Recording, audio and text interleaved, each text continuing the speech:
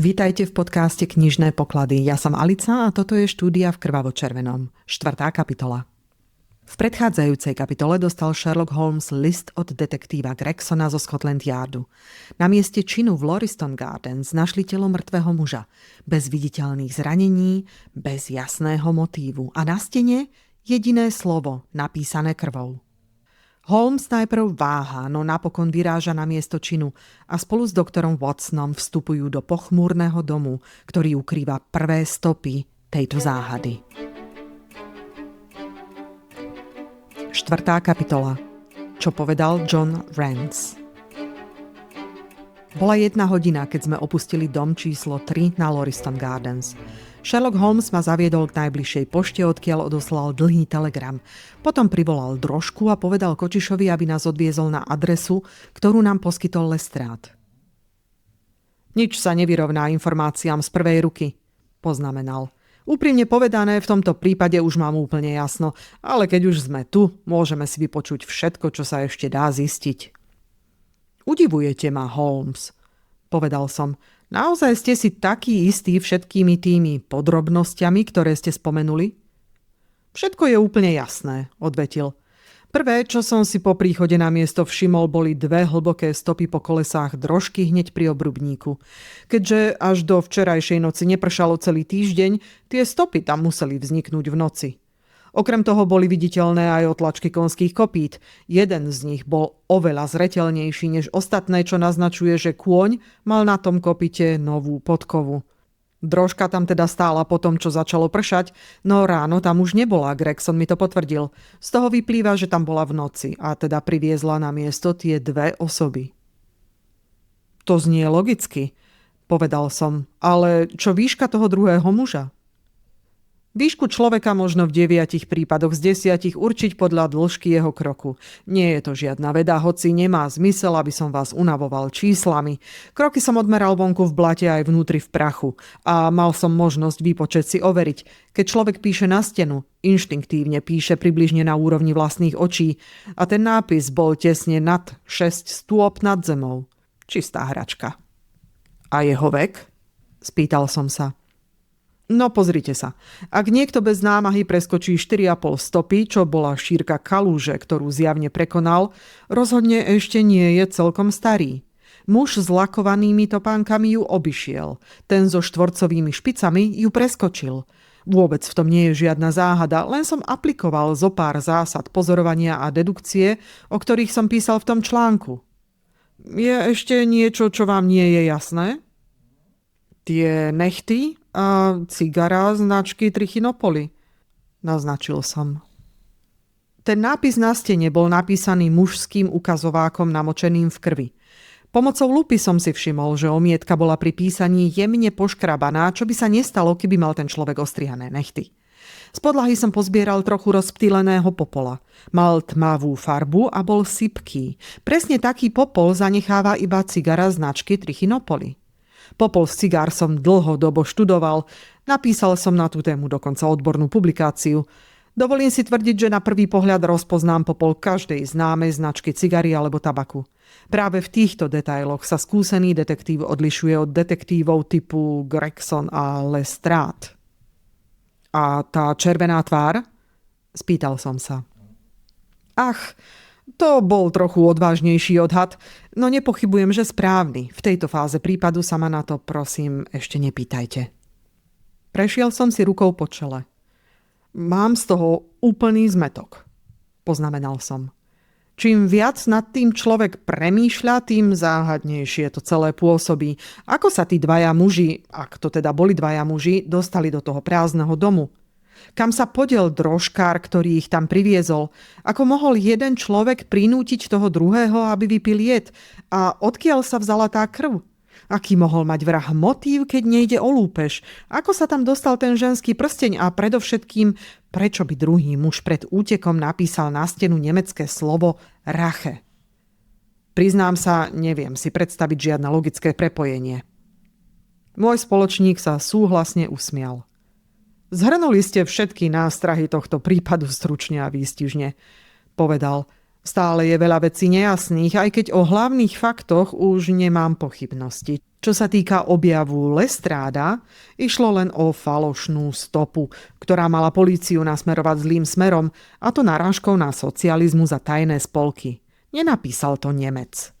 Písmeno A, ak ste si všimli, bolo vytvarované tak trochu po nemecky. No skutočný Nemec by písal latinkou, preto môžeme s istotou povedať, že to nepísal Nemec, ale niekto, kto Nemca neohrábane napodobňoval a prehnal to.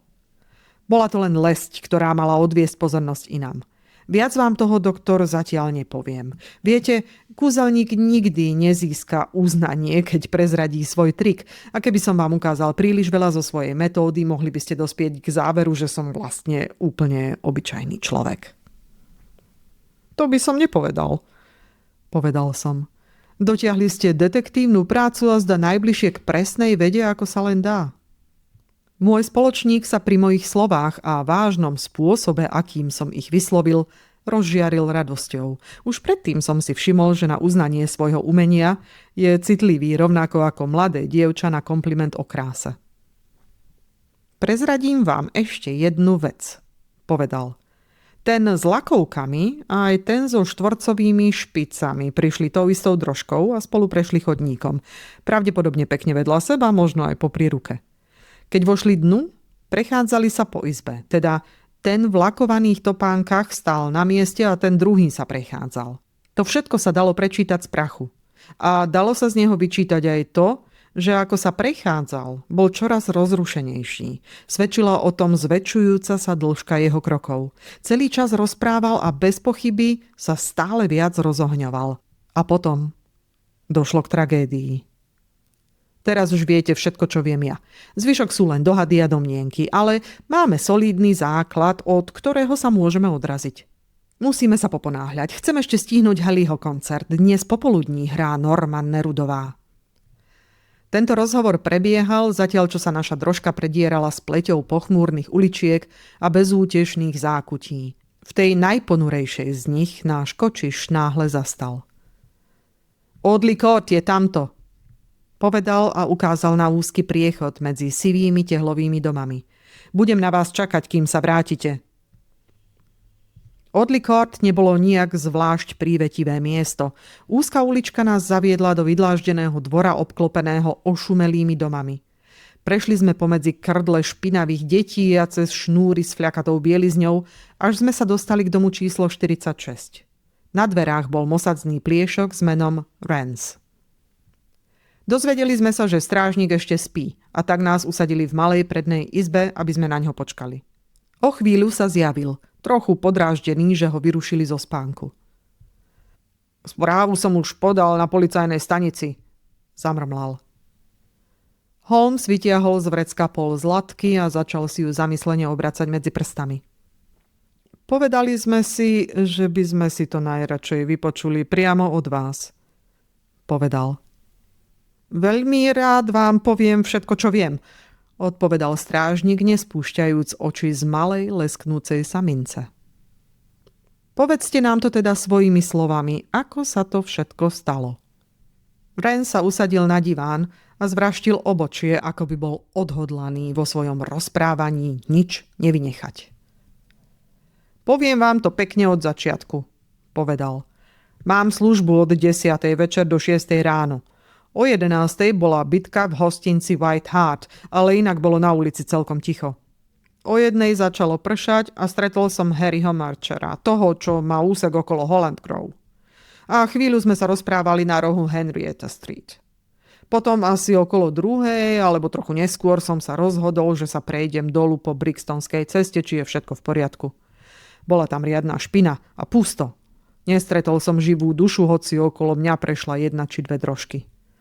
Tak som si tak kráčal a vravel som si medzi nami, aký by teraz dobre padol pohárik horúceho džinu, keď tu zrazu zbadám záblesk svetla v okne toho domu. No ja som predsa vedel, že tie 2 domy v Lauriston Gardens sú prázdne. Ich majiteľ nechce dať opraviť kanalizáciu, aj keď posledný nájomník tam zomrel na týfus. Preto ma zarazilo, keď som videl svetlo v okne a tušil som, že niečo nie je v poriadku. Keď som prišiel k dverám, Zastavili ste a potom ste sa vrátili späť k bráne. Prerušil ho môj spoločník. Prečo ste to urobili? Rance prudko vyskočil a vytreštil na Sherlocka Holmesa oči plné údivu. To je pravda, pane, vyhrkol.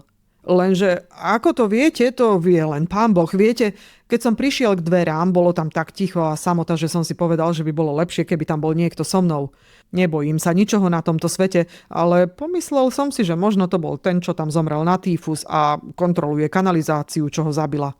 Z toho ma trochu zamrazilo a šiel som späť k bráne, či neuvidím Marcherov lampáš, ale nebolo po ňom ani chýru, ani slichu a nikoho iného tiež nie. Na ulici nikto nebol? Ani živá duša, pane, ani pes. Tak som sa spamätal, vrátil sa späť a otvoril dvere. Vnútri bolo ticho a tak som vošiel do miestnosti, kde horelo svetlo. Na krbe blikala červená vosková sviečka a v jej svetle som uvidel... Áno, viem, čo ste uvideli. Párkrát ste prešli izbou, kľakli si k telu, potom ste prešli cez chodbu a skúšali ste dvere do kuchyne a potom... John Rance vyskočil na nohy s vystrašeným výrazom a podozrením v očiach. A kde ste vy boli schovaní, že ste to všetko videli? Zvolal. Mám dojem, že viete o čosi viac, než by ste mali. Holmes sa zasmial a prehodil strážnikovi cez stôl svoju vizitku. Len ma, prosím vás, nezatknite za tú vraždu, povedal. Som jeden z honcov, nie vlk. Pán Gregson alebo pán Lestrade vám to dosvedčia. Ale pokračujte, čo ste urobili potom? Vrátil som sa k bráne a zapískal na píšťalku. To priviedlo Marchera a ešte 2 ďalších. Bola ulica vtedy prázdna? No, prázdna. Aspoň tam nebol nik, kto by stal za reč. Ako to myslíte? Strážnik sa uškrnul. Videl som už veľa opitých chlapov, povedal, ale ešte nikdy som nevidel niekoho tak spitého ako toho chlapa. Stál pri bránke opretý o zábradlie a hulákal z plného hrdla čosi o Kolumbii a hviezdach na vlajke alebo niečo podobné. Bol taký spitý, že sa ledva držal na nohách a na pomoc nebol určite nikomu. A čo to bolo za človeka? Spýtal sa Sherlock Holmes. John Rance sa zjavne tejto otázke nepotešil. Bol to poriadne spitý chlapík, odvetil. Nebyť toho, že sme mali plné ruky práce, dávno by skončil na stanici. Jeho tvár, oblečenie, nič z toho ste si nevšimli?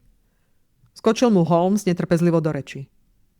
Ale áno, samozrejme, že áno, keď sme ho s Marcherom podopierali a ledva držali na nohách.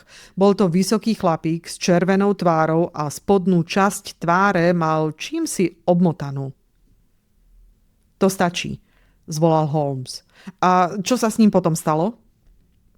Mali sme dosť roboty aj bez toho, aby sme sa o neho starali. Odvetil policajt dotknuto. Stavím sa, že domov trafil. Ako bol oblečený? Mal na sebe hnedý kabát. Mal v ruke bič? Bič? Nie. Musel ho tam nechať, zamrmlal Holmes. Nevšimli ste si potom nejakú drožku, ani nepočuli? Nie. Tu máte pol libry, povedal Holmes, postavil sa a siahol po klobúku. Obávam sa, Rance, že v službe veľa vody nenamútite. Tá vaša hlava by mala slúžiť aj na rozmýšľanie, nie len na ozdobu. Včera večer ste si mohli zaslúžiť seržantské frčky. Muž, ktorého ste mali v rukách, je človek, ktorý má v rukách kľúč k tejto záhade. A my ho hľadáme. Nuž, nemá zmysel sa o tom teraz dohadovať. Poďme, doktor. Vybrali sme sa naspäť k drožke, nechávajúc za sebou nášho informátora zmeteného a očividne vyvedeného z miery.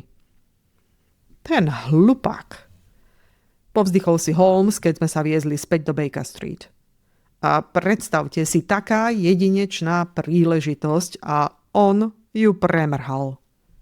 Stále mi to nejde do hlavy, povedal som. Ten popis toho chlapa síce sedí na toho druhého, o ktorom ste hovorili, ale prečo by sa vracal na miesto činu? Veď to predsa zločinci nerobia. Ten prsteň, doktor, kvôli nemu sa vrátil. A ak ho nedostaneme inak, chytíme ho na návnadu. Uvidíte, stavím sa s vami, že ho dostanem. A za to všetko vďačím vám. Keby ste ma neboli prehovorili, možno by som tam vôbec nešiel a prišiel by som o najzaujímavejší prípad v živote. Skutočná štúdia v krvavo-červenom, čo poviete? Trocha obraznosti nezaškodí. Sivý prúd každodennosti zrazu pretne ostrá, krvavá čiara a našou úlohou je sledovať ju od prvého bodu až po jej koniec. A teraz poďme na obed. A potom na koncert Norman Nerudovej. Jej tón aj technika sú výnimočné. Ako sa len volá tá krátka skladbička od Chopina, ktorú hrá tak božsky. Tralalalala. Zatiaľ, čo si môj výstredný spoločník v drožke pospevoval ako škovránok, ja som mlčky premýšľal nad tým, ako sa v jednej hlave môže spájať taký chladný rozum s takou ľahkosťou ducha. V nasledujúcej kapitole sa Sherlock Holmes pokúsi dostať vraha do pasce. Pomôcť by mu mal obyčajný inzerát a prsteň, kvôli ktorému sa vrah pravdepodobne vrátil na miesto činu.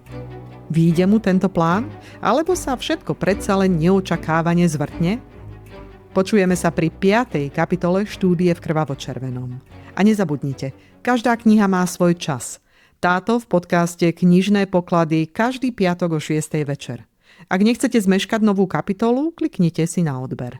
Takže do počutia a dovtedy sa majte fantasticky, detektívne, romanticky alebo jednoducho tak, ako máte svoje knihy najradšej.